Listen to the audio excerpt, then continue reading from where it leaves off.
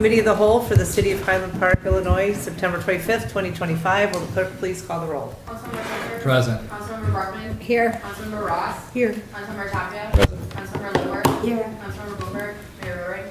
Here, we have a quorum. May I have a motion to approve the minutes of the regular meeting of the Committee of the Whole that was held on September 8th, 2025? So moved.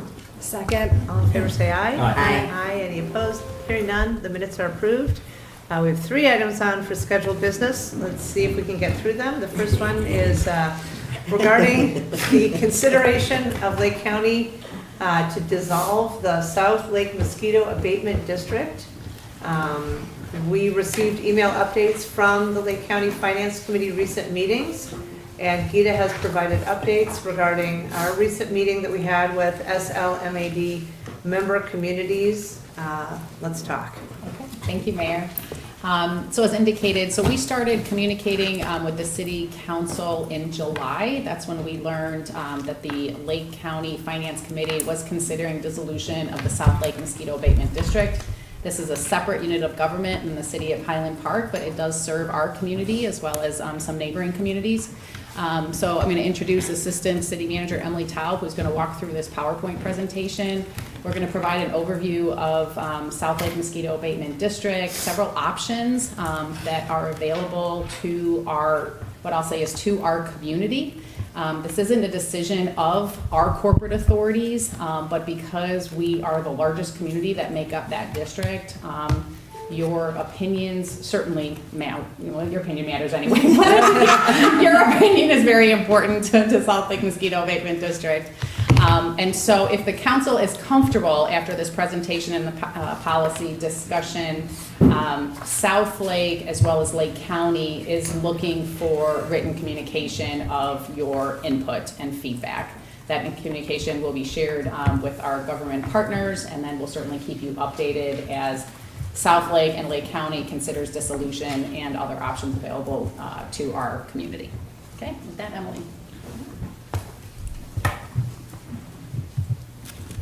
So as City Manager Newkirk said, we're looking to provide some options as far as what's available to the city regarding mosquito abatement should SLMAD be dissolved.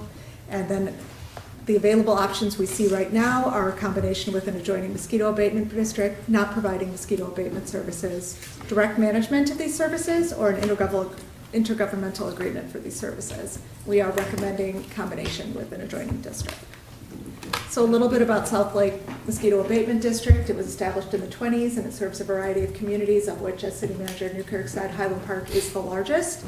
It is an independent unit of government and its own taxing authority, and the appointments to the governing board of 5 are done by Lake County. This is the mission of SLMAD, and they are designed to protect the health and safety of the residents. And they do this through a service contract with Clark Mosquito Control. They do not have any administrative staff or any on-site staff or management. It is purely a contract service and is governed by the 5 board members. Just a brief overview of integrated mosquito management and what, according to the CDC, what is this integrated mosquito management is it's a comprehensive mosquito management service, and you can see all the different components that go into it, but everything from education is the primary component to how to minimize the risks of mosquitoes, all the way to full management of the services with removal of mosquitoes up through killing adult mosquitoes, and then monitoring and responding to different mosquito events. So wanted to provide a brief overview of the dissolution process that is being undertaken by Lake County right now. There were a number of different methods that could have taken place. This is the method Lake County has chosen. That first they had to adopt an ordinance proposing the dissolution of the district. They did that on August 12th. Of this year. Now we're at the point where they have to undertake an audit within 30 days of that ordinance, or as soon as practicable. The audit's in process right now, so we are still waiting on that. This is not an audit that's going to provide any opinion as to services or anything of what should be done. It is merely a verification of the financial statements of the district and whether they're accurately representing the financial position of the district. After that, if the board chooses to move forward, they would adopt an authorizing ordinance, authorizing the dissolution. We're being told by Lake County that the soonest that could appear before their board is October 14th. So it's possible it could be later, but that is likely the earliest date it could appear on the Lake County Board's agenda for approval. If they go ahead and authorize the dissolution, there would be a notice of dissolution published that must include information on filing a petition for a referendum, essentially what's called a backdoor referendum, that would allow for, with a certain number of signatures, to put this on the spring ballot as to whether the district should be dissolved. If that doesn't take place, so if no petition is filed within 30 days, or if a referendum is held and fails, a trustee in dissolution is appointed, and that dissolution would then be completed not less than 60 days from the appointment of the trustee. Lake County's telling us it's about a 6-month process from beginning to end if no referendum is filed. So we're looking at a pretty quickly moving timeline as far as how this could take place. So as far as the options that we see, one of the options and the option we are recommending is support of consolidation with another district. The current Illinois law allows this if the districts adjoin each other. So right now, South Lake is adjacent to 2 districts. It simply requires a majority vote of both districts, the current district and the annexing district. So while this is outside of your control as the city council, this is how the path to adjoining would take place. The annexing district assumes full control of the services and sets the tax rate. So they would have the ability to tax the residents of Highland Park for services. And discussions have begun with both South Lake and with North Shore Mosquito Abatement District, which is the district that would be looking at taking on South Lake. So as far as we are aware, there's support in both districts to move forward with this, but South Lake is looking for support from the affected communities in order to propose that to their board. Excuse me, should we wait on all questions? Yeah. Okay. Keep a list though. Thank you. So this would not be at any direct cost to the city because the residents would be taxed directly from North Shore. From the mosquito abatement district. Mhm. And we do anticipate that North Shore would have a lower tax rate than the current South Lake Mosquito Abatement District. They historically have had about a 30% less tax rate. They have expert staff on service. They provide incredible proactive and preventative services. That's where their focus is, and is in education and prevention. They do a lot of public engagement and customer service. We do believe, however, that there would be a permanent loss of local control, and that if we give that up and do not retain it in the event of dissolution, that it would be very difficult to get back unless all mosquito abatement districts were dissolved across the state, which would require a change in state law. So we see that as unlikely, but it's possible. And the South Lake communities would likely get 1 appointment on the board of 5, so there would be less representation with the board of the mosquito abatement district. So out of those 5 members, there'd probably be 1 representing all of the communities of South Lake. And as of course, if this route were to occur, there would be services would be subject to change and would be at the discretion of the annexing district. So as North Shore would control the services. So that does allow for the possibility that the service levels could change, their focus on education and prevention could change over time, but that's always a possibility when we lose that control, so we would be up to the discretion of their services. One option is, of course, not to provide any mosquito abatement services. There is no legal obligation to provide these services, so it's certainly an option just not to provide it. This is certainly what the Lake County Board has communicated they feel is the recommended path, but there is a public health concern. We do believe that it's likely that many individual properties would contract out for individual mosquito abatement services, so we see that as likely happening. And it's really, of course, at your discretion as to whether this is service you'd like to provide to the community if there is no annexation into North Shore. Another option is we could directly manage or contract services. We currently don't have any in-house expertise on mosquito abatement. Lake County Health Department provides a robust surveillance program and a testing program of mosquitoes. They've certainly offered to be our expert guidance on that and to serve as a resource to Highland Park. However, they don't directly provide mosquito abatement services. So they would advise, and if we wanted to provide any services, we would have to contract or handle that directly. So we could do it in-house. Again, we don't have that expertise with tech staff, and would certainly be a cost for actual equipment or services. And then, or we could contract with a private contractor, which is what a majority of the other Lake County communities do. They have a direct contract for mosquito abatement services. So there certainly, this option would come with a direct cost to the city and additional staff demands. And there are no funds budgeted for mosquito abatement in 2025 or 2026, as we were part of South Lake. There's also the possibility of engaging in an intergovernmental agreement with the affected communities, the South Lake communities, in a joint bid for services. So this again would provide these same service options, likely provide a contract with the service provider, or we could also do an intergovernmental agreement with North Shore to provide those services as the service provider. And that's also an option if we were to go on our own individually. So again, this would be on a fee-for-service basis at a direct cost to the city. As far as what other communities are doing, this is not a direct comparison because the service levels are different in every single community, and there's really not a good way to equalize those to give you a direct comparison. But this is what the contract costs for the rough communities we've surveyed are. So they certainly, again, have different costs all over the board depending upon what they've elected as their service levels and the products they use, whether they use the more ecological friendly products or not. I wanted to give you a brief overview of the finances of South Lake, the current district we are in. So this is a brief snapshot of what they have estimated their financial position to be as of their upcoming fiscal year. Their fiscal year is May 1 to April 30th. So we are looking at their cash position at about $1.6 million. They estimate to be at the end right now. And then they are planning on running, at least if they are not dissolved, they are planning on running a slight deficit this year to kind of absorb a little bit of the cash.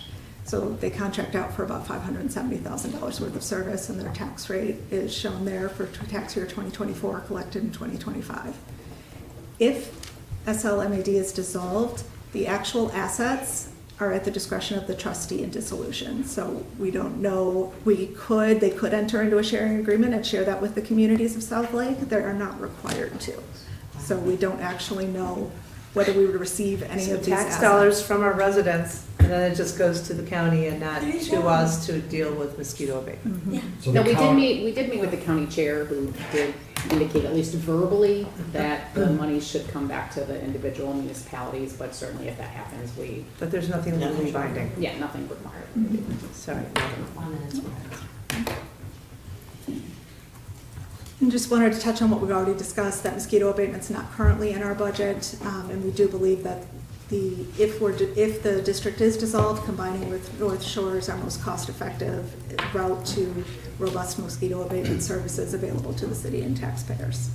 So again, we're looking for your feedback as far as whether you support combination with North Shore. So a couple of items that I just want to kind of add to the conversation. The SLMAD is Highwood, Deerfield, Highland Park, Riverwoods, and Bannockburn. So that's who's currently in that taxing district. And a couple of things that I've learned in the process of all of this is one mosquito abatement does not equal another mosquito abatement. And so there are, you see the Mosquito Joe signs and stuff. Those are people spraying for adult mosquitoes, but there's a whole other science, as you probably are aware, for larviciding and dealing with getting rid of standing water and monitoring where there are places that are likely to cause more mosquitoes. We know from the science that mosquito-borne illnesses are on the uptick, no pun intended, but that's something that we need to take into account.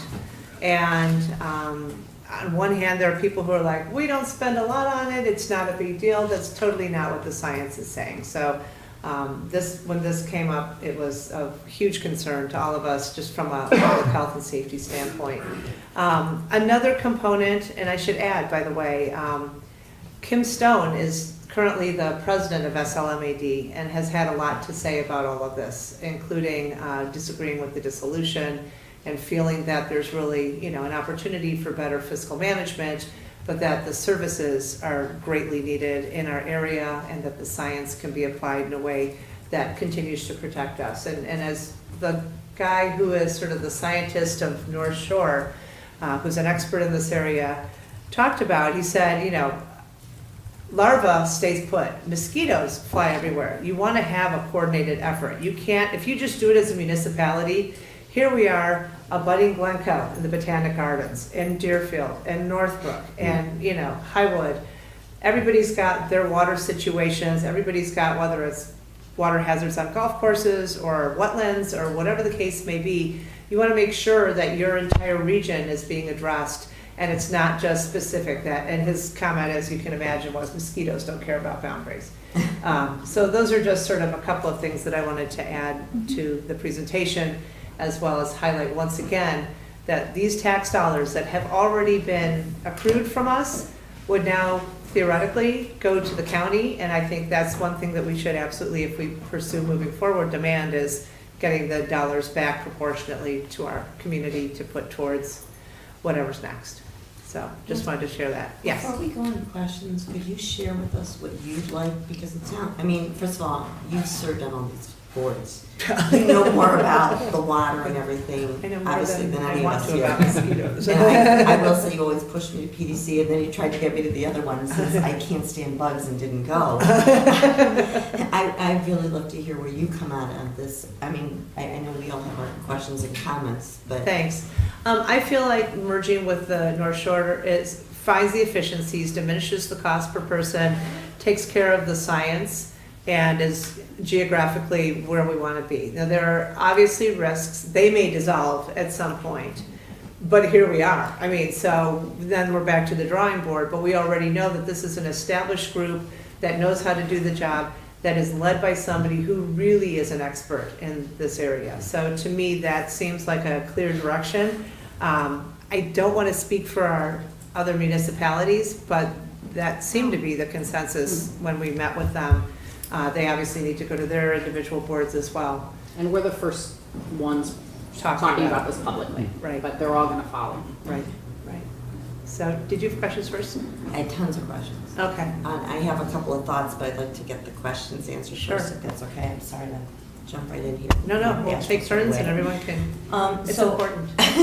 So we have 5 members on our board currently, and North Shore has 5 on theirs.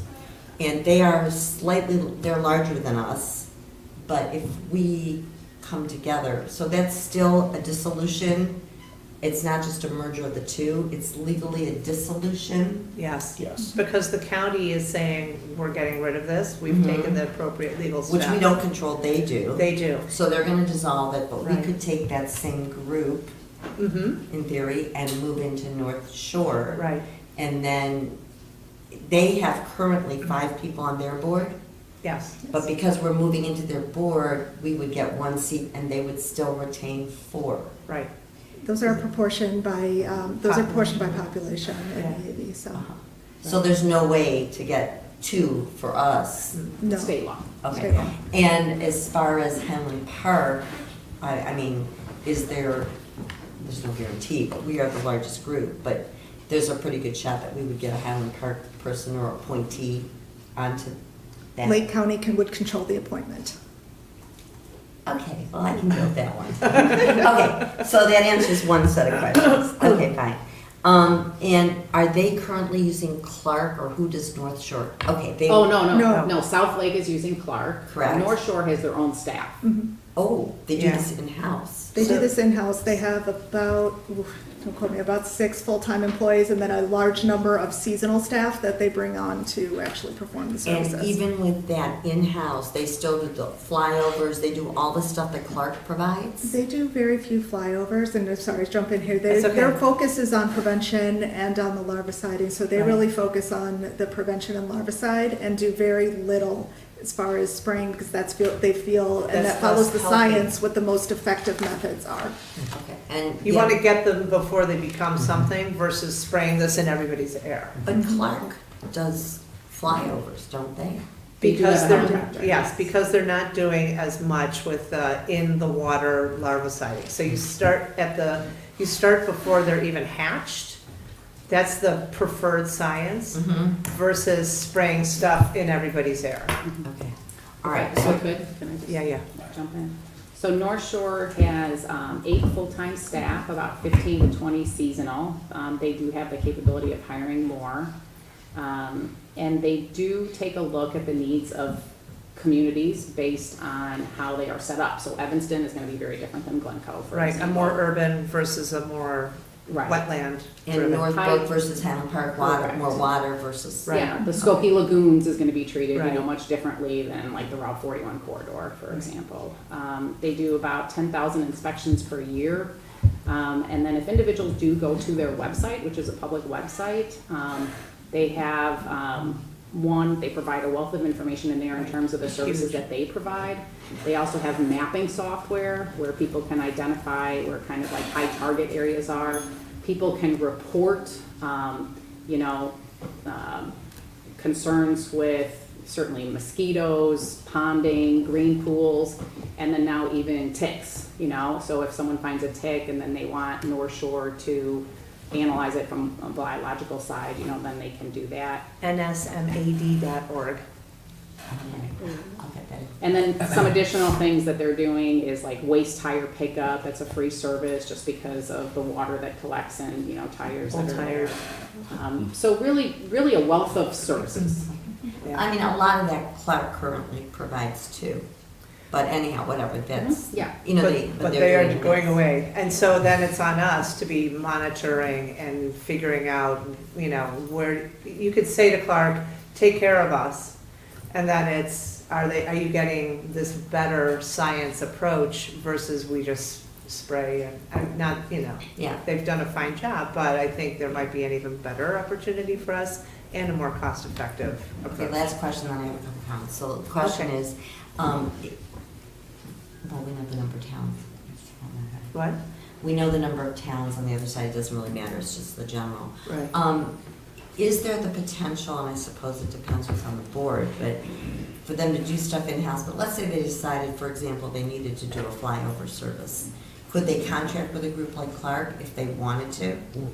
So that would be, because I know a lot of the stuff that you just mentioned, we currently provide, but we have it from a private contractor, and you're saying this is in-house. Okay, Yeah. so here are my comments. We don't have a legal right, obviously, to dissolve this. We, the city of Highland Park. We, the city of Right. Highland Park. We, the people, do. But Okay, well, we, the city of Highland Park, I have to say that I obviously don't like extra bodies of government that appear to do nothing and just seem to be redundant.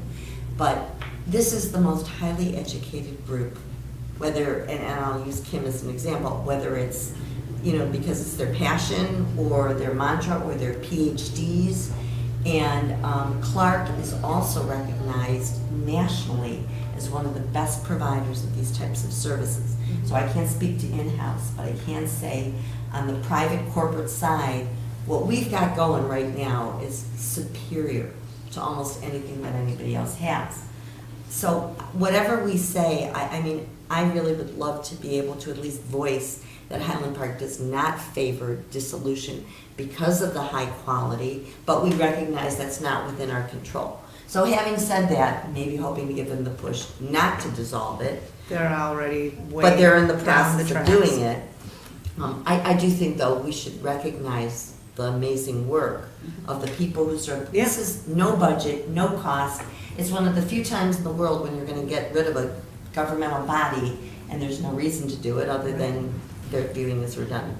So fine, I just think we should do a lead-in with that.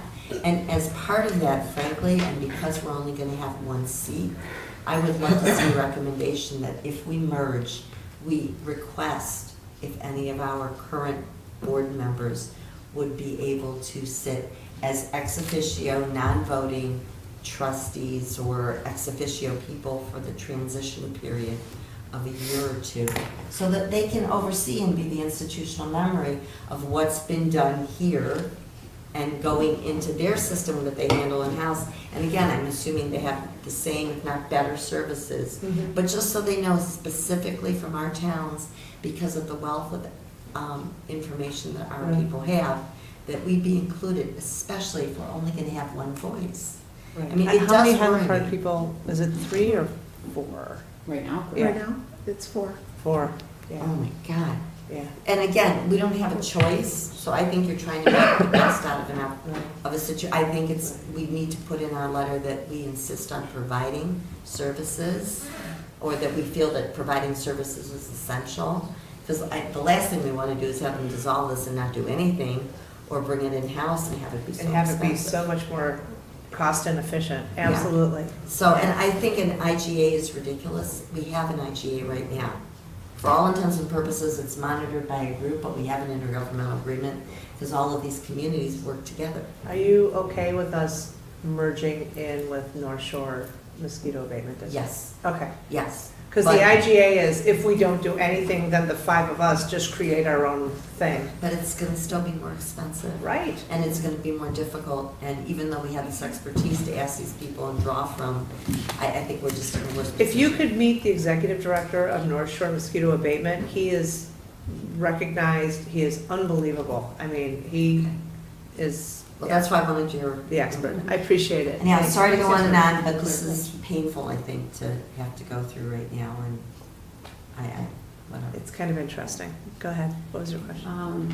So if there's support for dissolution, if that moves forward, I certainly like your novel idea of requesting that the current board members either sit as ex officio for 1 to 2 years. If they do not support that, are you just comfortable if alternately we request, these are public meetings, we just Right. request that they attend the public meetings, Right. and then at least then they could come back to us And or keep report us- publicly and just keep us Yeah. posted. Are you comfortable with that? Yeah, I think I'd rather give them, frankly, sort of the honor, sometimes a Mhm. group is dissolved and the commission, and 10 years later, you hear, oh, I never heard anything, or Yeah. why don't they use my institutional knowledge? Yeah, yeah. And so I'd really, this is such a special group It of volunteers is. It is. that I think they should be acknowledged, and I think we should Right. recognize them if and when this is all Oh, over. absolutely, you. absolutely. Marissa? So I mean, I'm in favor of combining with North Shore. A couple questions though. So I know the other surrounding suburbs that are part of this have not had public conversations yet. Would we be able to, when they do meet, like find out, get Absolutely. their Oh, yeah. notes so that we could just see where they're leaning? I mean, I would think that they would be leaning the same way, but that would be helpful. I can tell you from our call, it seemed like all 5 were like, let's go.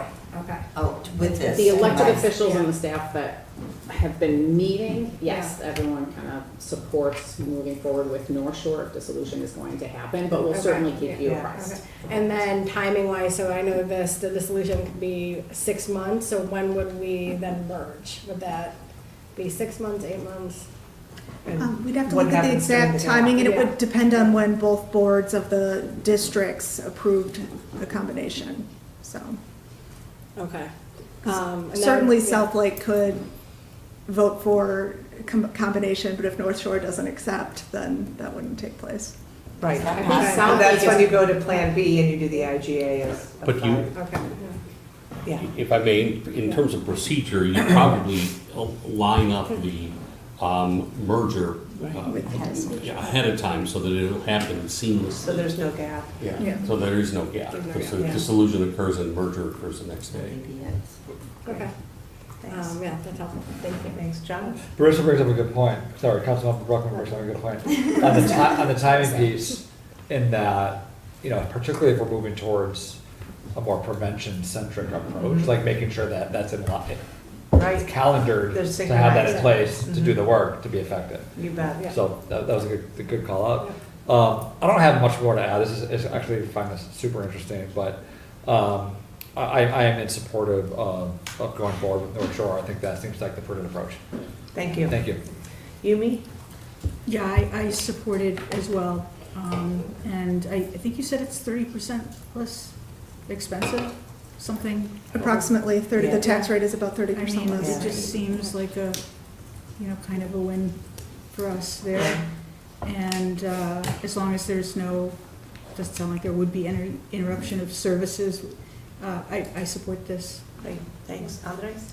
Yeah, I support it also, and, philosophically, I like streamlining government when we can, Right. and, where it would go, their larger their staff, their scale, and to the point that was made by you, by the experts, is this is a scale solution, you know? You don't need each individual municipality No, doing no. its own approach. Absolutely not. And I would hate for us to, our staff that doesn't have the expertise and has other things to take care of, and then we would have to come up with the money. I mean, it just doesn't seem to make sense at all, so I'm in favor of it. Thanks, everybody. Thank you. Thanks, Emily. Thanks, Can I Emily. just make sure we're all on the same page, just in terms of next steps? So we will draft a letter, which will be sent to the South Lake Mosquito Abatement District as well as to Lake County, expressing support to move forward with North Shore Mosquito Abatement District, that would represent Highland Park. We're gonna recognize the work of South Lake as well as Clark. Is there support for Councilmember Litterwer's suggestion of ex officio or alternately having the board attend those public meetings and report back? That'd be great. And then the funding from our taxpayers, we're requesting that funding come back to our community. Yes. Right. Just note to clarify, if the districts merge, all of the assets go to North Shore. They absorb all the contracts, the liabilities, and the assets, so there would not be assets to come back. It's only if it was truly dissolved. Assets and liabilities from where? The current contracts Lake from South Lake. So the South Lake books Yeah. would just Open go source. to the, but what's interesting is if the costs are lower, then how do they account for that and make sure that it maybe goes into the following year or Yeah. whatever the case may be? That would be at their discretion to Okay. manage. Sorry. I think, do we also agree that we want to have a statement that we are opposed to the dissolution? I mean, this was just sort of tossed at us I and, didn't mean to throw it like that. but- no, but you know, obviously, we have nothing to say about it. Yeah. But that we have a serious concern about protecting the public health of our constituents from mosquito-borne diseases and are disappointed to see that the county has chosen to take this, Especially whatever. because we want to ensure the smooth continuation. And Right.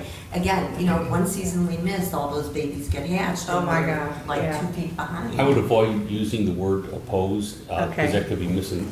I would express your disappointment Okay. and your preference that it not dissolve. Okay. The way you framed it, as opposed to using the word, because it could be misconstrued. Gotcha, okay. It not that it matters, but in the ultimate thing, but I'm not disappointed.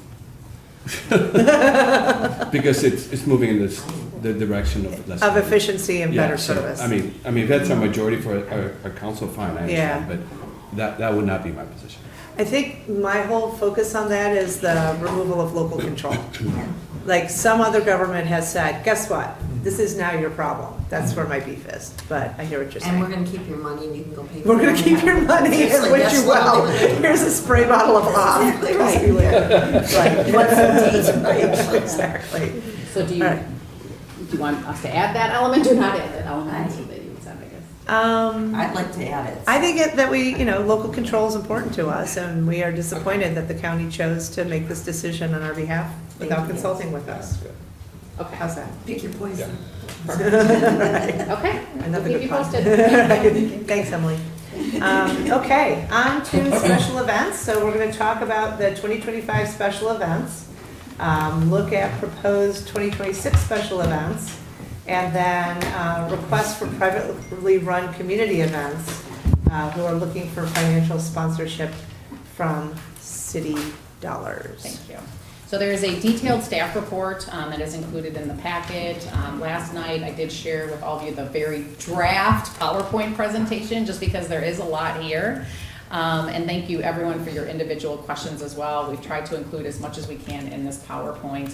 I know that we have heard the consideration of not making a decision on the fall events for 2026, just because we don't have like Placer AI data for example, like Stews and Brews yet this year.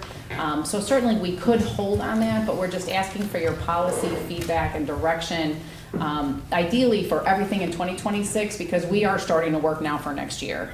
So it is important as much as we have. We can make some educated assumptions in terms of next year and costs and attendance and things of that nature. So as much feedback as we can get during this committee of the whole would be appreciated. The other important element, and I just want to reassure you that we have not forgotten about your interest in looking at capital investment at Port Clinton.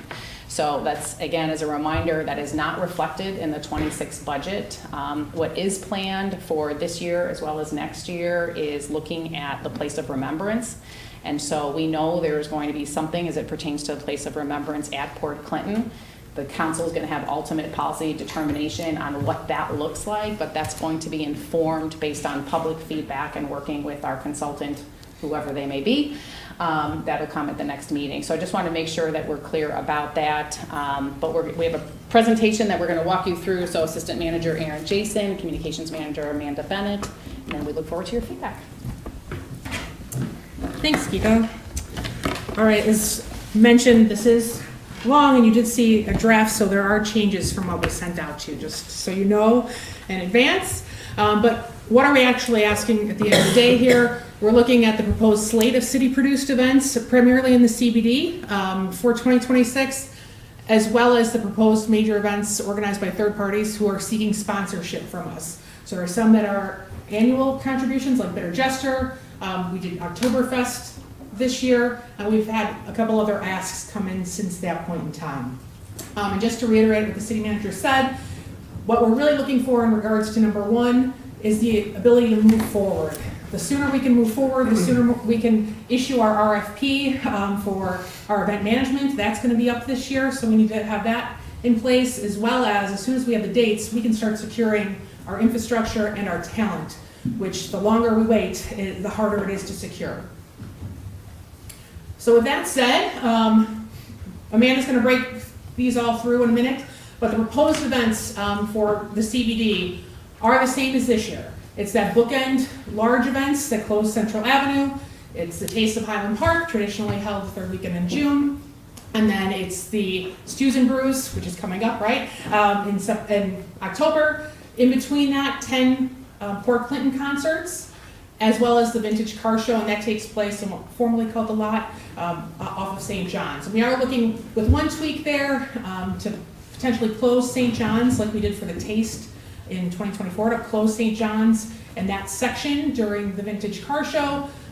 Joe Peddle, who works with Ripple as well, very enthusiastic about. We have so many people who want to participate in this car-wise. We think we can draw an even bigger crowd if we can close St. John's for that section. So just wanted to make you aware of that. And then, of course, holiday lighting. We've heard from all of you over the last few years, make this better, make this more meaningful, and that's what we are working on for this year and what we plan to work on for next year as well. I know we're talking about CBD events primarily tonight, but I want to just remind everyone that the city actually produces events throughout the community throughout the year. So this is just a list. I'm not going to go through them all for you, but just a reminder that there is a large myriad of events beyond the CBD. And last year when we talked about events, council asked us to have additional considerations, more pet-friendly events, more activities for children and families, movie nights, collaboration with local arts and entertainment groups, and bringing in more entertainment for diverse audiences. We have started that process. We're going to continue that process and continue to try to grow those processes. One thing we did this year was to incorporate pets into Arbor Day, reaching out to all the businesses in the community multiple times, asking them, especially if they have a pet-related product, if they wanted to be part of Arbor Day, making sure that it was clear in our marketing that pets were welcome. You definitely saw that the word got out. This is an event that people walk to. It is on grass and gravel because it is at the Ravinia Festival parking lot. So there's a lot of interaction there. Another thing, I'm not going to read all of them to you again, but looking at like movie nights. I know there was a look at or want for, maybe we can do a movie night in Port Clinton. We know that the Park District already does movie nights. They actually have one coming up with a fall movie, I think next weekend. Maybe it might even be tomorrow. But we looked at partnering with them for a food truck night. So that was planned. It did get rained out, unfortunately, on that food truck night, but they were planning to play Hairspray, and it went along with the musical entertainment that was preceding it. So we've just continued to look at the considerations that you've asked of us in the past. And then I'm going to turn this over to Amanda. She's going to go through the existing events and where we're at in 2025, and then I'll jump back for some other things with you in a moment. Thanks, Erin. All right, so we thought that the best way to talk you through what we are looking at for 26 is to review what we did in 25. As Erin said, we're proposing a similar bookend style for next year as we did this year. So let's kick it off with the Taste of Highland Park. So you all know the Taste of Highland Park is the city's signature event. It was the first event of our downtown event series, and it was the first testing of the new layout along Central Avenue at Port Clinton Square between 1st and 2nd Streets. I know you were all able to join us, so you know that the event footprint had 2 vendor areas. So there were vendors along Central Avenue and there were vendors in the square. There was ample seating throughout. That was one of the advantages of shifting to that location, was having those dining tables in the square. ADA compliance, as you see in the last bullet point, and emergency lane, 20-foot emergency lane requirements did dictate the location of the stage. But the bonus was that we had ample room for a dance area that people really took advantage of. So I think this was definitely a successful event when we look at our vendor participation metrics, with 14 participating Highland Park restaurants and an 8% increase in attendance compared to 2024. And this was really exciting for us. As you all know from experience, the second day of the taste was really, really hot. And I think we did suffer as far as attendance goes in that respect. But the Friday night evening at the taste was the single highest attended taste event since the event was separated from the Port Clinton Art Festival in like 2017. So we were really, really pleased by that. I think it was a great kickoff. And we were also equally pleased by the feedback we received from our vendors. So vendors were really happy overall with the new layout. As you saw in the staff report, I won't repeat it. We did get some actionable feedback that we'll look at incorporating into the site plan next year so that we can address some of those concerns about either location, amount of shade, things like that. And then on this slide, we have a summary of our entertainment over the past few years that we have been hosting the Taste. You remember the Taste came back in 2022. This was year 4. So one thing to note, just as the flagship event of our city event series, the Taste of Highland Park usually has our highest profile performers of the season. The Taste is intended to attract a regional audience because our goal is to introduce Highland Park, particularly our restaurants, to visitors, because we know that our local business community cannot be sustained by local spending alone. So we need to do something that gets people here and then gives them a reason to come back. And I can't think of a better reason than Highland Park restaurants. So high caliber performers therefore attracts more visitors to Highland Park. And I think our attendance growth is indicative of that. I do think that, like I said, although we did have increase on a Friday night this year, if the weather had been more cooperative, that would have been higher. So let's talk about. Are we really going to go through all of these instead of like kind of? I just think there's so much in here. Should you guys want to do it event by event? I think we should do it event by event. Are you guys, is that okay in terms of what you've got? We may not get through all of them. Do you want me to skip to the attendance slide maybe? We can talk about some of those.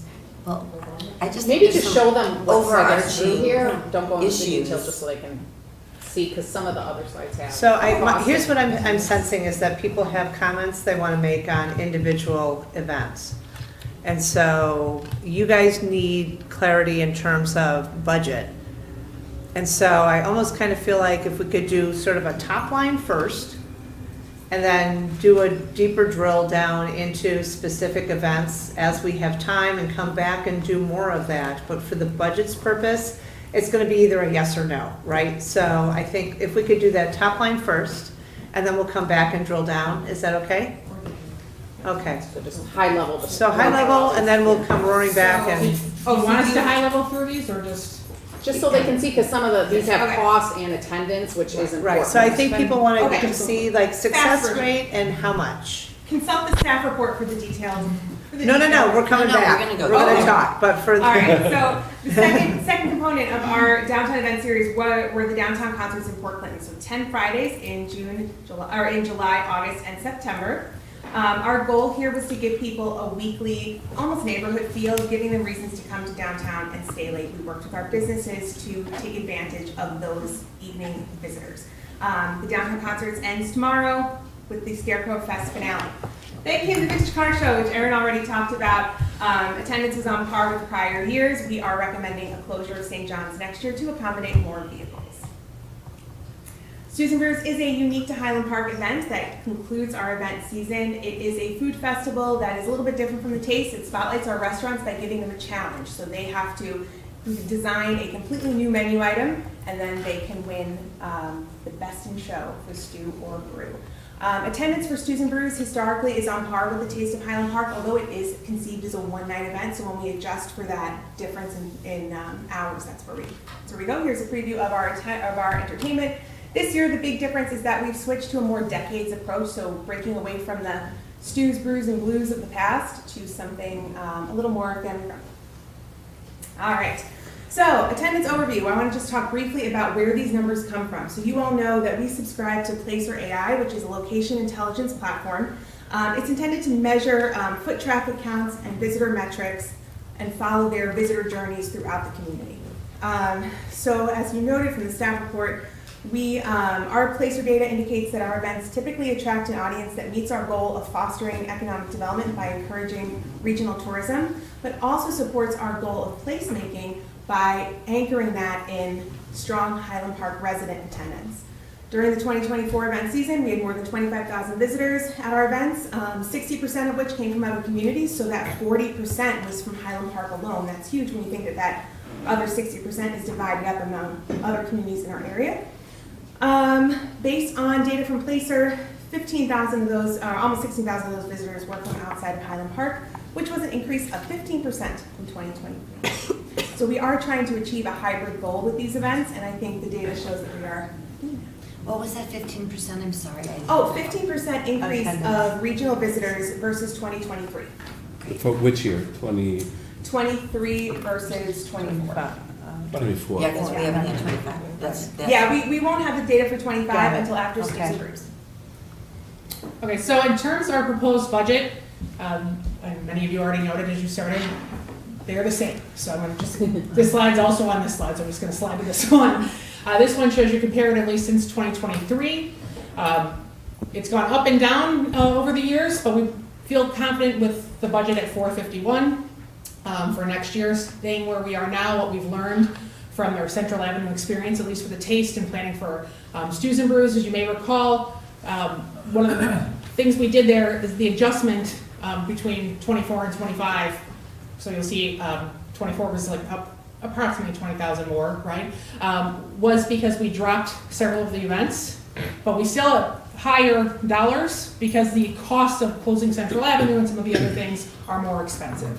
But also more expensive going forward, that has to be understood, is ADA compliance for the stage. That's approximately $8,000 more per event, as well as some of the other infrastructure pieces that we are looking at overall in the city in terms of safety and security, bringing in more water. We want more water barricades and things of that nature to block off intersections in a different way. So you'll, as I know many have noted, a lot more water barricades on Port Clinton Square all summer because we have the concerts on Friday nights. A lot more water barricades around the outside perimeter of the taste this year as well.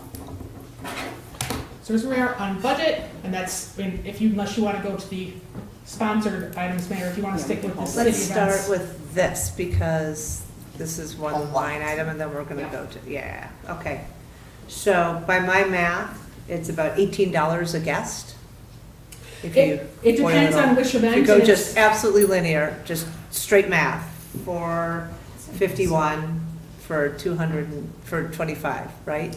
Approximately, yes. I would say it's a hard apples So to it's apples. $451,000 for 25,000 people attend. people to participate. So it's $18 per person, just plain math. Versus like, taste, maybe they're going to a restaurant, but we also got those emails from the businesses around Port Clinton saying, thank you for bringing Bitter Gesture, which is not included in this. Right, that's Yeah, in the that's next the third discussion, party. that's the next That's the third discussion, party. that's the next discussion. Saying that there was a benefit to them.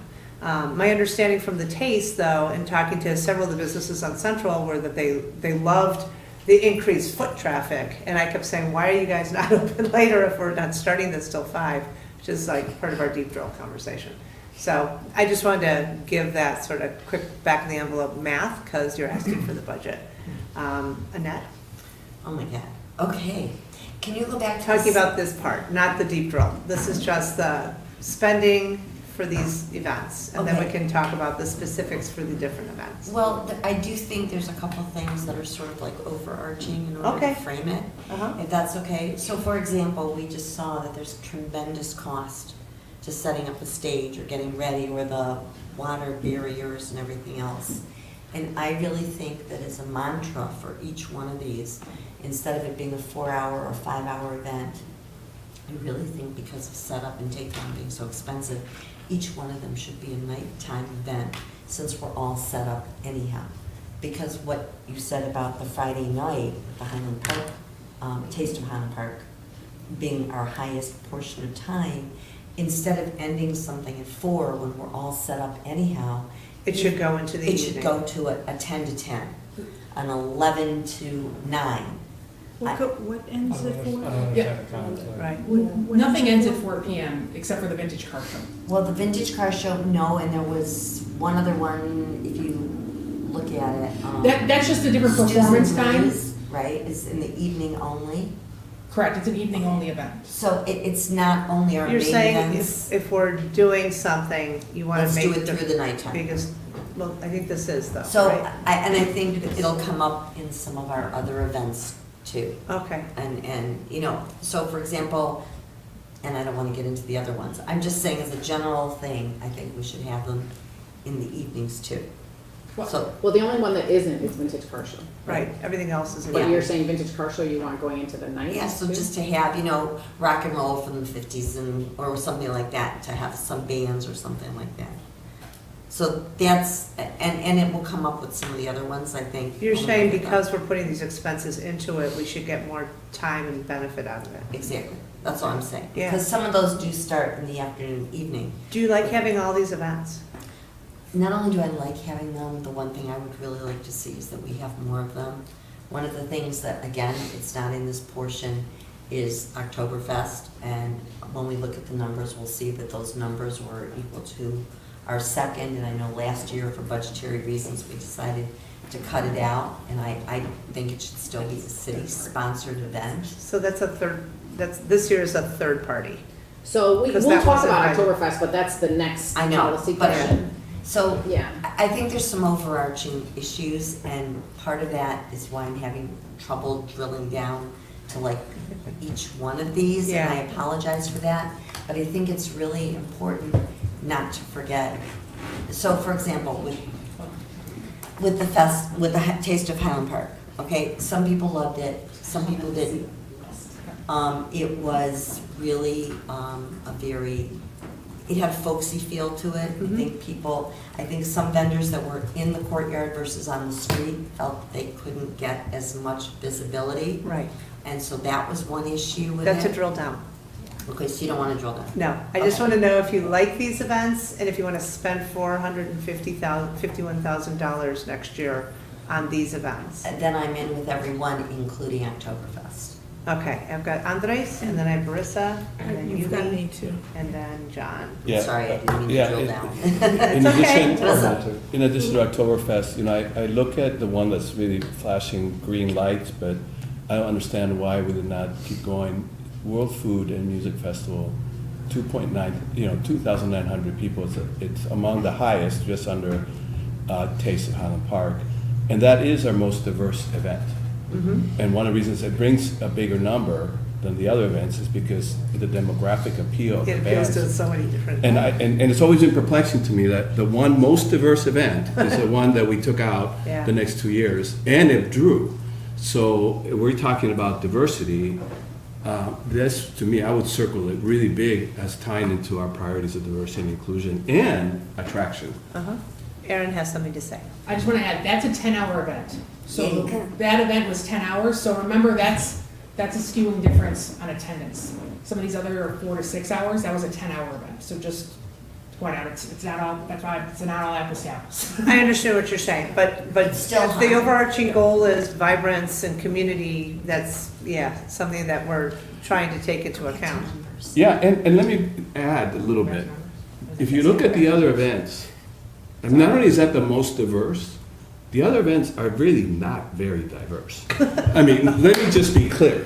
So I would like to see more diversity, not only in that event, but embedded into the other events as well. Thank you. Okay, Marissa? I loved all these events. I love the taste. I also like that would extend the taste that Saturday during the day. Also, I'm thinking family friendly, like, because I know Absolutely. everyone loved it, and there's a lot of people out till 10 o'clock at night dancing. Also, I had heard some comments about some business and restaurants, and I'm assuming we reach out to all of them, because I know there's a lot that don't participate, like not even central business districts. So I guess just maybe getting some other additional restaurants than. From other parts of town. Yeah. Generally, But what we, if I may. Yeah. Generally, just what we hear from restaurants is the staffing concerns. Right. We do reach, we invite all of them. We want Yeah. Highland Park represented, certainly. But didn't we limit it? Was it this one that we limited? Erin? So it's not that we limit where you are geographically, right? Steve Ravine was there, Fluffy Bunny was there, Giannis was there, so there were people from Ravinia District and the Taste. What we limit is number of food vendors. And that's but that is a request from the food vendors, because they actually want to sell it. For them to come and spend the day with us, they want to sell their food. And we've heard from them in the past, if there's 20 restaurants, it's a smaller piece of the pie for them. They don't necessarily think it's worth their time. Right. So we have looked at, on the flip of that, not just the participating restaurants, but site plan. Something we don't want to do with the Taste is block all the restaurants. So for us to, that's why we incorporated into the square, and that was mixed reviews. There were 2 restaurants that were not happy with being in that space. There were others that were thrilled to be in that space and did really well there. So we think of that as more education and marketing and signage to direct people to know, like, here's the map of where all the food vendors are and whatnot. That's something we've been looking at already, but we are very cognizant of restaurants who are going to bring on more staff, invest in the food for these events, not knowing for sure if it's going to sell or not, having too much competition in the space. What we did this year was we fit in. I know you talked about there was one that was not going to be allowed in. We were able to fit them in. So we are trying to make everyone be able to participate. We found some restaurants didn't think they could commit to 2 days, so we did like a tent swap with them between Friday night and Saturday. So we tried to do that as an option as well for people. So we are looking at finding that balance, but also making sure we're not blocking visibility to our business district that we want people to see when they're here. It's a mixed bag. Okay, Yumi? Thank you. I want to, since we're talking about restaurants, going to start with that one on my list. That is not what I heard from at least one vendor, that there it seemed to be not great communication with the restaurants. And I heard that they would like to see more restaurants. I didn't hear, so heard something different. Yeah, that's our feedback year over year, including this year's survey. That was just what I heard directly. And I also want to add that I say this from my husband is a strict vegetarian, no fish, chicken, or meat, and there was almost nothing vegetarian for him to eat that wasn't extremely unhealthy. With all due respect to the vendors who are selling, carb-heavy foods, there are vegetarians, a lot of them who are health conscious, would like options. And the other thing, I did want to say the weather, which day was it? It was absolutely awful. It was Saturday. We actually had a performer faint on Saturday. Okay, yeah. It was, and so I was really excited to see the numbers, the same excitement that you had, that despite that weather obstacle, we did so well. And I heard the same thing. I went over and over again both days to taste, and it was just utter delight. I shared with a few of you at different times that I was going up to randomly to 30-something, 40-something younger couples, 20-somethings, and just asking, how do you feel about this? I kept hearing repeatedly, best thing they'd ever seen happen in Highland Park. It seems pretty extreme to say, but that's what I heard. The one positive that people felt were the shade from the trees on particularly hot days that, naturally you had those trees planted. They appreciated that site. Ramp, I really would like to explore this a bit more. The ADA ramp for the stages. I don't understand that, and I do understand that we're trying to be legally compliant, but can't we get creative about that? Could the stage be lower, where you don't have to have such a big ramp? There's got to be other solutions, because it's really limiting not only to taste, but to Oktoberfest. Sure. There was a teeny little, cover for, the booth size cover for the bands. Performance, yeah. And they had 5 incredible bands. Some of them had to just quit because of the rain. And if they had, anyway, so I really think that we've been a little bit stuck on that ramp, and that we could find some creative solutions. This would be considered part of the drill down. Sorry, Yes. okay. Thank you. So if you could get back to, and- yes, I like these events and I want to give Yes. this money. I think that'd be- And I do like, I'm very happy with all of the events. I want to make a plea, I guess. Noah Plotkin curated the music for Port Clinton Square and for Oktoberfest. The music was extraordinary, just extraordinary. And we should be using him as much as we possibly can. It can keep our costs down. He has so many relationships. I heard that he's able to get some of the talent for next to nothing. And anyway, and just such high-level talent. I know that there's going to be something else that I... Are you okay with Yeah. the slate of events? Yes. And are you comfortable I'm- budgeting $451,000? I am, and I am comfortable with it. I was overall, pleased to be offering this. Great, okay, thank you, John. Aaron, can you go back to the table real quick? The stats table? Yes, please, thank you. Weather's come up a couple different times, and I think we all remember how hot it was.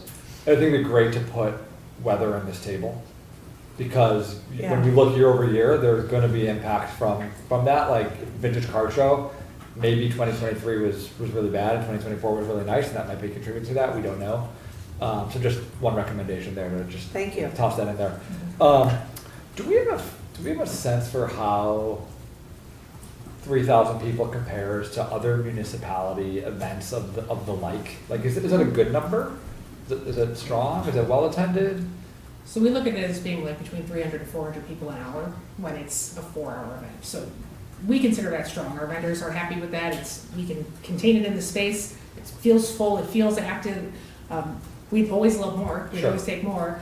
And it's also hard to compare different municipalities' events just because their footprints are different. Their budgets are different. The way they market is different. Yeah. So, but certainly something we can look into. Yeah. Compare Very budgets. Just curious as like a Yeah. benchmark. Yeah.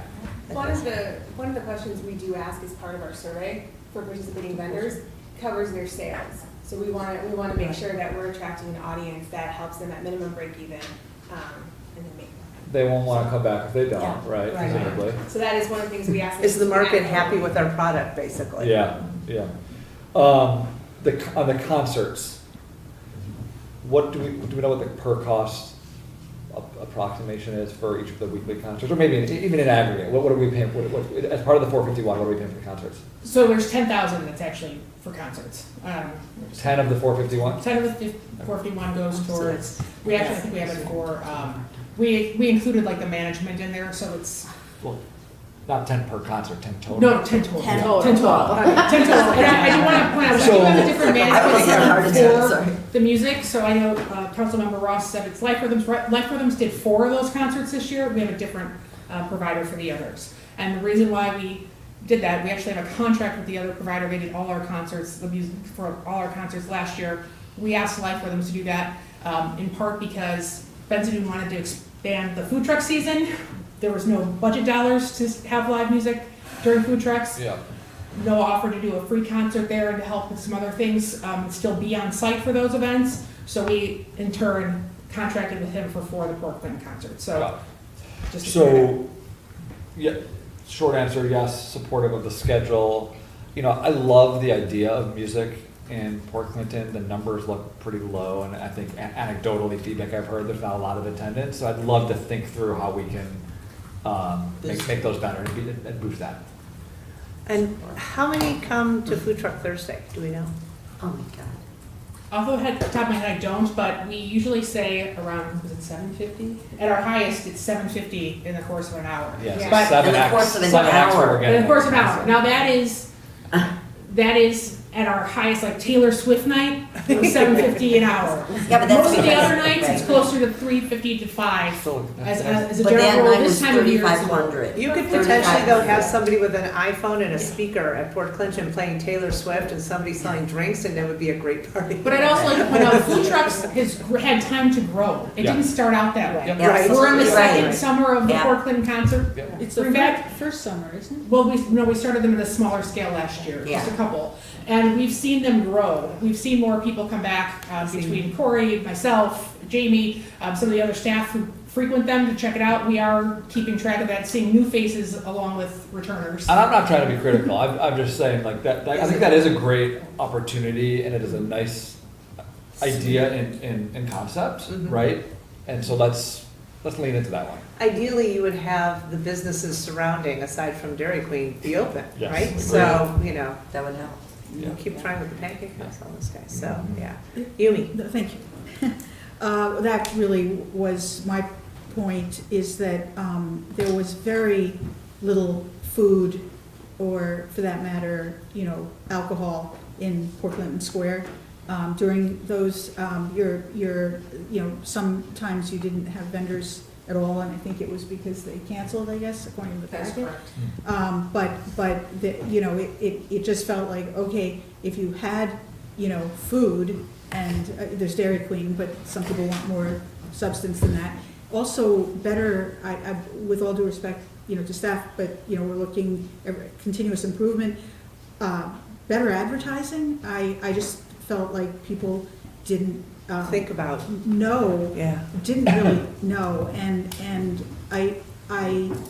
I'll say it again, the music was, I felt it was Ravinia Festival level. It was really, really special. And it just felt frustrating that people weren't, aware that we had such great quality music playing there. And I want to add one more piece that Nick DeGrazia described when the Bitter Jester performers were performing, that the Port Clinton felt like an amphitheater. He liked that it felt like an amphitheater. So anyway, but I just think better advertising, more food and drink, more vendors there would make a party. And can you imagine if the Pancake House was open and those Yeah. windows would open? Well, yeah. And it was, I- you could go have dinner and It would be it amazing. would be a I totally mean, I different feeling in that Suggested corner. that we talk to We them. I know keep, you we can't- have, that they open up that We side. keep trying. Poor Ray Walker, he's not taking my. So are we ready to do our drill down, or we're not? So Get to that. you also need to talk about the other spending, right, for, Yeah. Well, the other thing, I have to say, I really ask that we put this off because we don't have so many numbers. And we're about to look at things that we don't have, the 2025 numbers. And I think those really are relevant to the whole Stews and thing. Brews and Oktoberfest, right? Are we missing Yeah, any but- other data points? Well, for all of the art festival stuff, and we don't have the actual, Well, if I And could just, Scarecrow before we Festival. just leave this topic, I guess I just want to make sure. So there was support for the slate of events from slide 1. So I heard everyone support that. I just want to make sure, and I've got the action And the world items like food. vegetarian, brainstorm more attendance, and weather, improve advertising, all that. In terms of the diversity, are you comfortable if we, for example, improve diversity of artists and vendors at the event? We could have like a signature event at Port Clinton and have a diversity feature? Or are you looking for the world. adding an event to this slate? And I would just only caution you, we just don't have the budget for that right now. So are you comfortable if we just add like a Port Clinton concert or diversify what's currently existing as part of this? But what if we did like a world food and dance? Again, very we could plan attractive. another event, but Right? nothing is Very budgeted right attractive. now. Right. Or So- even if you have the arts festival and it ends at 4. So at 4 o'clock, 5 to You 10. pivot to this world You food. do the world whatever one, and the same thing with World Food and Dance, I think. And That's why So I'm part of saying an those existing hours. event, you're comfortable if we add it And to that's an the existing way you event? can do it. Yeah. Say that again? You're comfortable if we add it to an existing Benefit event? Cost already, that's just kind of Exactly. Oh, add it to an Make ex- like use of that. the infrastructure investment. Did- That's Add the it whole to an existing point. event that we're already doing? So the taste that we have nothing programmed during the day on Saturday, that could be like a day of international celebration. And we could combine that with international food. I Right. mean, Wait, at the taste? So we have the Taste of Highland Park, Uh-huh. which already has a lot of diverse offerings, but you could add in sort of a world music component during the day.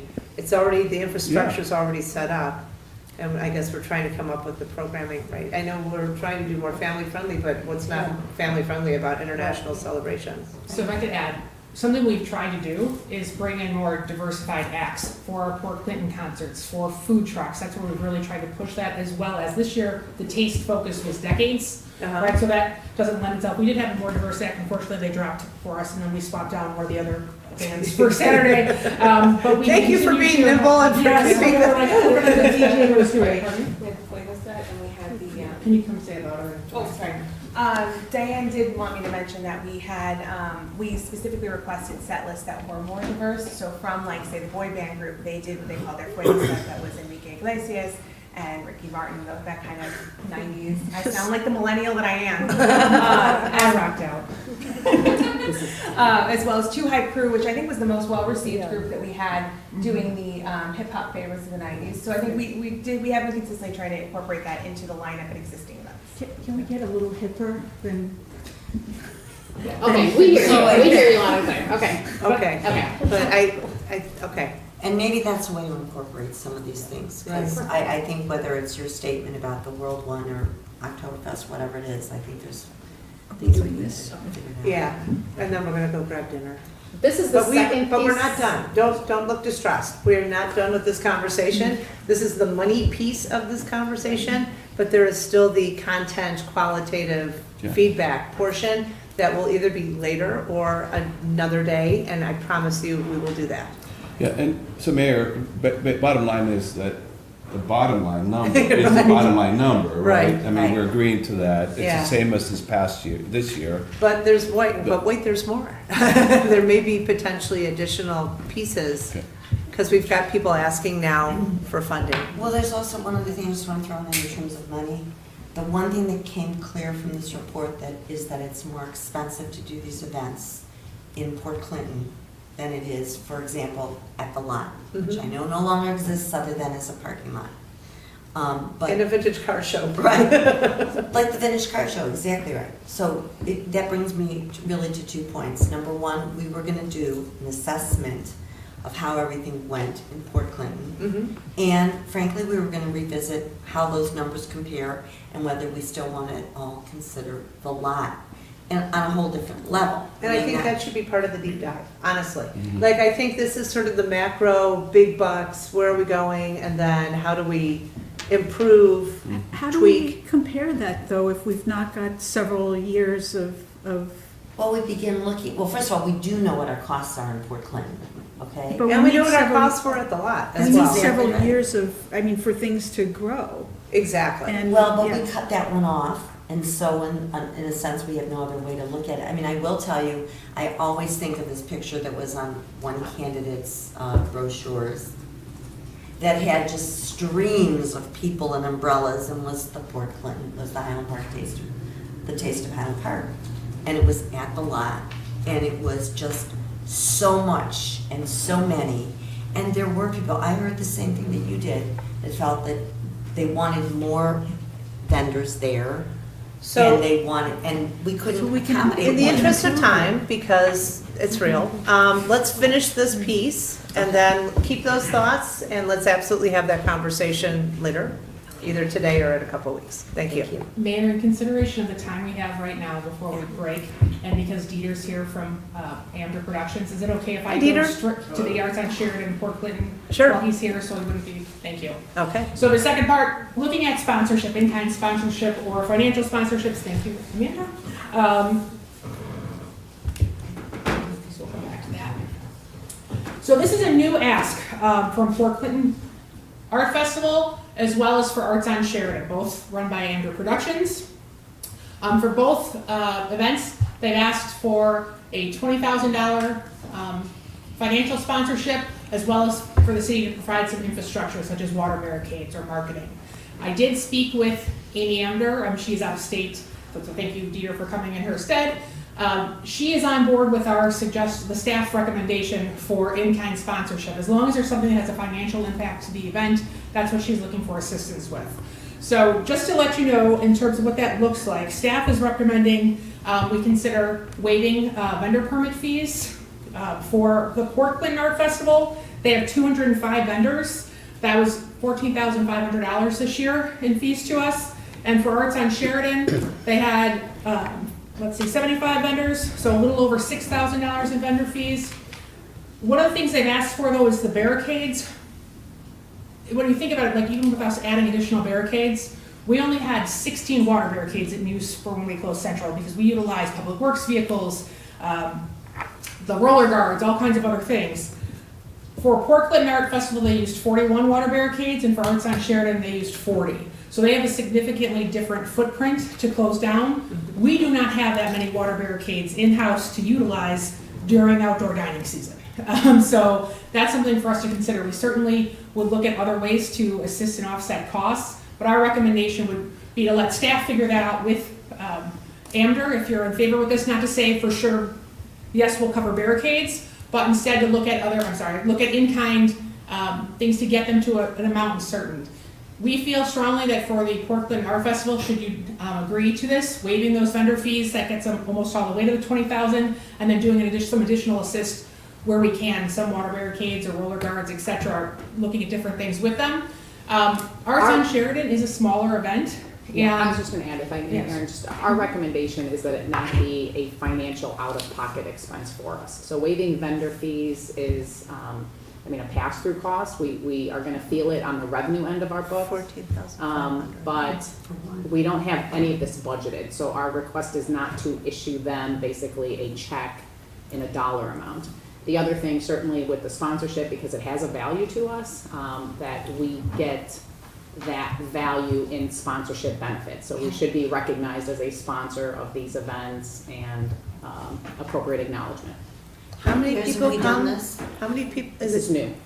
Now, how many years have we had? Port Clinton? Oh, the I think it's community. Like 42, 25 years? 42 for 40. And This have is we our done, 42nd that we Yep. just. How many vendors are at the, 205. and how many years have we charged permit fees? it's a Every year. $70 Every year. fee per vendor. It's forget- That's nothing. That's And nothing for them. for us, that's significant. That's exactly right. All due respect, Dieter, but I can tell you that repeatedly over the past 15 years, there's been a request for money, and I can't imagine that this happens in other municipalities. Can I speak to that, Mayor? Sure. So Glencoe provides them with 40 barricades. Wilmette, Amder actually charges for their event. They charge Wilmette $15,000 to bring the event. That's what was in 2023. It's all the way up to $18,750 in 2025. Deerfield is charged by Amber $12,000 to bring their event, and they provide barricades. These are, again, much smaller footprint events. We are the largest, maybe second to Evanston, but I don't know Evanston's numbers for sure. I know it's over 100. I can't imagine they're larger than us with that number. But Northbrook provides 20 barricades and allows them to park in the Metro lots overnight at no charge. We also don't charge for their vendors to park in our lots. Evanston is the other very large event. They do not do anything in kind. They provide no dollars to Amber to bring them.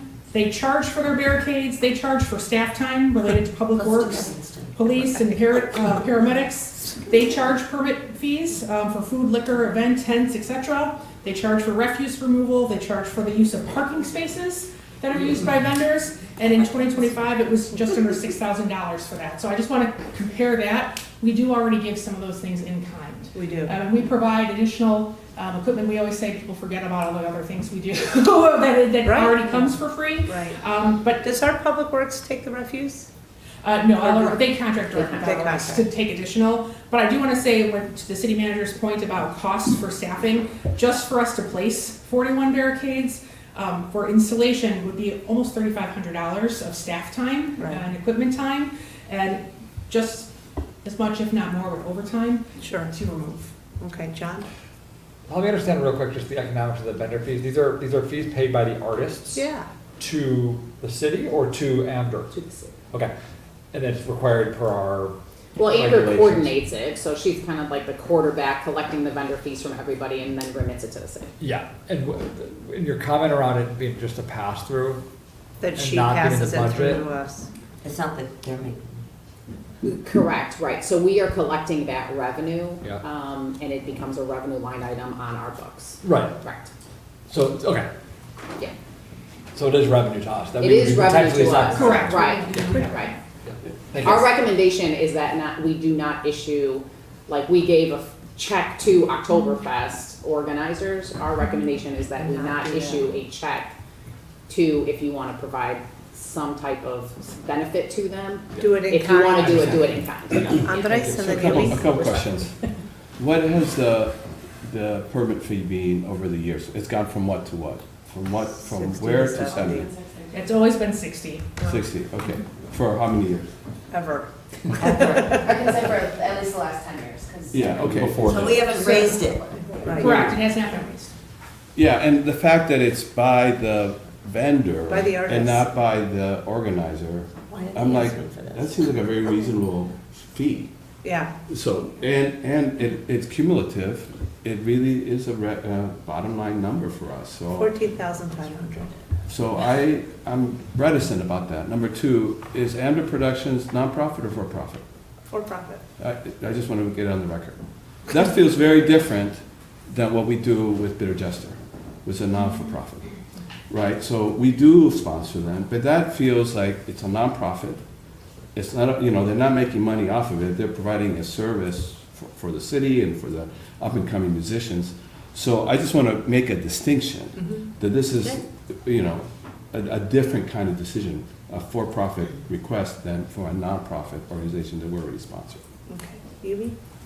I was actually just going to make that correction, that it isn't 70, it's $60. But also, I think if I hadn't, had conversations with an organizer of a recent event, I would have thought, oh, well, $60 is nothing to ask, but it turns out it is for a lot of these little, little mom and pop booths, whatever. They do feel it, and I'm just concerned. Yeah, I hear the point about this being a for-profit business. At the same time, we do want them in Highland Park, and I would just like to make it as easy as possible for them to operate here. Andres? Yeah, but we're doing the collaboration with Amber Productions over the years with the city has been pretty extraordinary. So there's a lot of things that there's no a dollar amount transacting that we're providing the services, right? So is it a partnership? I believe it is, and it has been over the years, and there's a lot of in-kind and goodwill and collaboration. So I think that the city is doing its part to welcome, over all these decades, a really valuable signature program and event for the city. Annette, and then John, and then Marissa, and then let's wrap up. Yeah. I, as much as I know there was this one vendor who came up and it really pained me, I think now as I understand better, especially with for-profit, and frankly, if a group's not gonna make $60, they shouldn't be coming here. It's too much for them in terms of a stretch to come up to Highland Park. This is our revenue. We put out a lot of time, effort, the staff works crazy hours. There's costs. There's a lot of costs in this, and I think a permit, you wanna play, you've gotta, it's not, if it was $150, I'd be upset. But it's almost a nominal fee. And it's only because this is such a big event that we finally make a teeny drop in the bucket of money. And so to be putting out these $20,000 requests, if it's for all 4 events, the one thing I would say is I don't wanna treat any of these groups differently. Yeah. And maybe a not-for-profit, I think about a little bit, but I don't think we can make it, even though we have a great relationship with Amy Amber, and I'm so grateful to all of these groups for what they provide. We're We're a government. We can't do We that. gotta cover our costs. John? I don't, why is it after making the request? Is it on behalf of the artists? No. No, So it's It's just a thing that happens from time to time. Sorry, Dieter. I get it. Yeah. No, I yeah, can like- chime in just a second to answer that Yeah, yeah, question. thank you. Can you just introduce yourself? for the Yeah, record? I'm Dieter, I'm the head of operations, Thank late sub here, but I appreciate y'all having me. So I think the request coming in this time at least, I'm the last 4 years, so I can't speak to before then. I myself have seen between the stages ramps that you were mentioning earlier.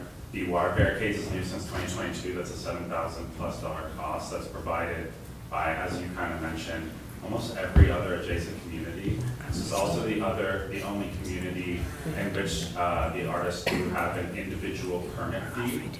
We service probably 20 communities in Illinois. Chicago is a $25 one.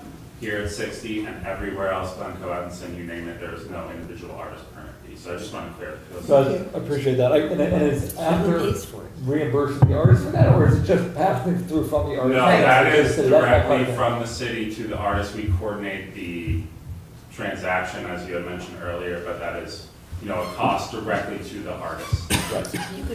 So, can I also add, after the shooting, our requests for additional on-site security during the event Yeah. has led to additional costs for Port Clinton River Got it. Correct. Well, for everyone. For everyone. Yeah, absolutely. That was something in Okay. particular that Amy brought up to me. It's not understood, it's more just these are the facts. Thank you. Yeah. Thanks, Marissa. Thanks. Thanks for your patience.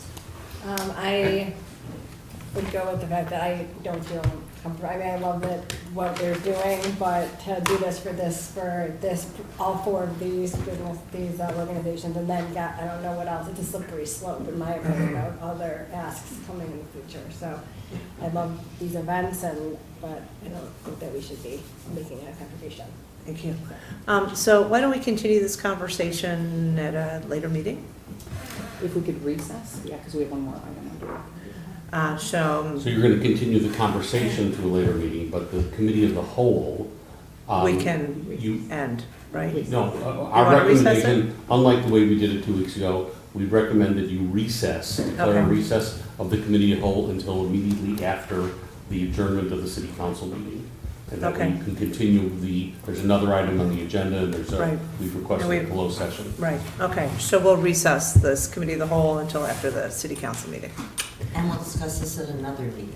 This, That particular agenda. Item. Yeah, absolutely. Okay, thank you. So, So you don't need, Do we need a motion for a you don't. recess, or? no, I no, just you have can declare declared. it. Okay.